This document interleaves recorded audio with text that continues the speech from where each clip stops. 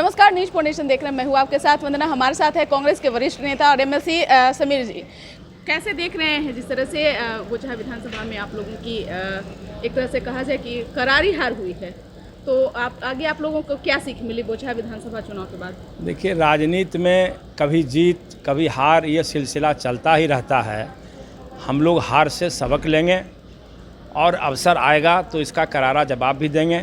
हम लोगों को एक सबक मिली है कि पार्टी संगठन को ज़मीन स्तर पर खड़ा किया जाए, मजबूती किया जाए, और हम लोग प्रदेश के नेता लोग बैठ करके मंथन करेंगे और बिहार में कांग्रेस की खोई प्रतिष्ठा कैसे वापस आए, ये हम लोगों के लिए चुनौती है। और निश्चित रूप से इस चुनौती को हम लोग स्वीकार करते हैं और कांग्रेस की प्रतिष्ठा को वापस लाने का काम करेंगे। समीर जी, अब चूक तो आपने कहा कि अपने पार्टी के दल के नेता को टिकट नहीं मिला, कार्यकर्ता को टिकट नहीं मिला, ये कारण भी है, और क्या कारण है? हाँ, ये ठीक है कि दल से बाहर के लोगों को टिकट मिला, जिसके बारे में हम लोगों को गलतफहमी हो गई थी कि वो कद्दावर नेता हैं और किसी बड़े नेता से जुड़े हुए हैं, उस बड़े नेता का जनाधार है बिहार में, तो ये मान के ही उनको टिकट दिया गया था।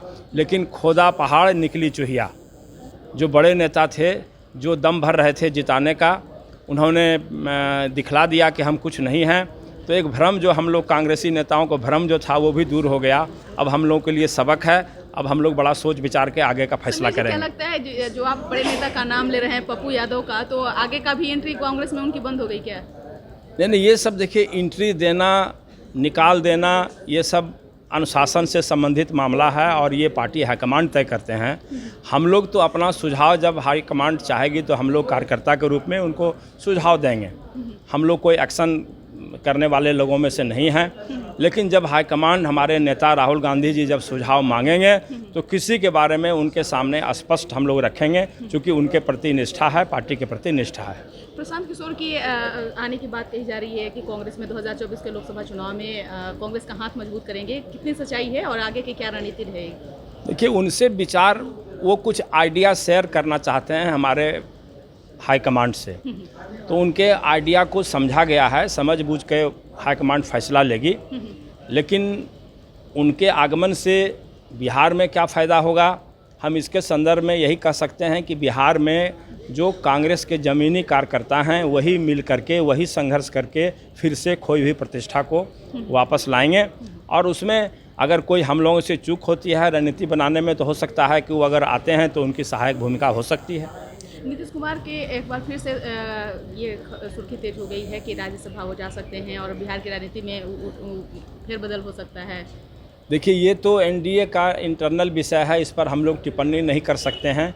लेकिन इतना हम लोग विपक्ष में रह के ये मानते हैं कि नीतीश कुमार देश के बड़े नेताओं में से हैं, बड़े सोशलिस्ट नेताओं में से हैं और मंत्री रह चुके हैं, मुख्यमंत्री कई बार रह चुके हैं, इसलिए वो किसी पद के लिए योग्य हैं, इसमें कहने में कोई संकोच नहीं है।